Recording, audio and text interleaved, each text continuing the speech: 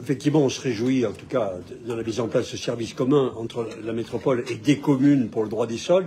Mais moi, je voudrais souligner, au risque de me répéter, que c'est une goutte d'eau dans les économies et les synergies de fonctionnement que la métropole doit réaliser. Je ne sais pas ce qu'il en est des autres communes, mais bien qu'on a disposé ici de certaines informations, on a eu une fois, je m'en souviens, ça m'avait frappé le témoignage du maire du Sapé qui expliquait le fonctionnement de la métropole avec sa commune. Mais en tout cas, je vois ce qu'il en est entre la ville-centre et la métropole. Parce que pas loin du droit des sols, par exemple, il y a les questions le domaine de l'urbanisme, qui est, à ma connaissance, officiellement du domaine de la métropole. Eh bien, la ville-centre a mis en place ou maintenu des services du même genre. Outre le coût, c'est évidemment une source de complications. Nous avons sans cesse des citoyens, en tout cas sur le territoire de la ville-centre, des citoyens qui nous interpellent en nous disant qu'ils sont trimballés, il n'y a pas d'autre mot, entre la ville et la métropole, qui questionnent, ça dépend de qui, je ne sais pas. Ils appellent, c'est donc une complication, qu'il s'agisse de l'immobilier, des moyens techniques. Je pense qu'il y a eu une gabegie, parce que la métropole, par exemple, libère des locaux tout à coup de la ville-centre pour des transferts de services, des locaux qui demeurent vides. La métropole dispose d'immeubles vides. La ville-centre investit dans des centres techniques des sommes importantes, sans qu'on s'interroge une seule fois sur sujet par sujet, qu'est-ce qui pourrait être commun et faire synergie. Et bon, vous savez tous ce qu'il en est en matière d'ordures ménagères et de la propreté urbaine, des arbres, de l'espace public.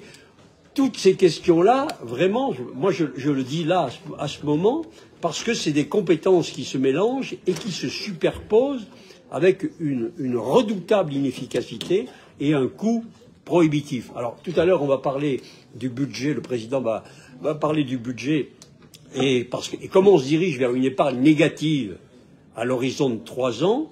Il semble que votre programme d'investissement ne soit plus soutenable.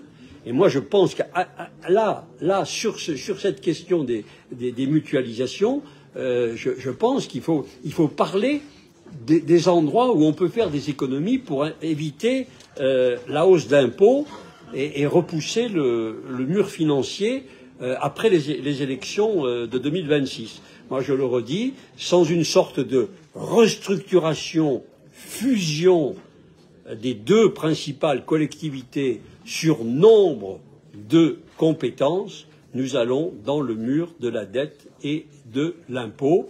Je me permets de rappeler qu'il y a plus de 700 millions d'euros de fonctionnement ville-centre-métropole.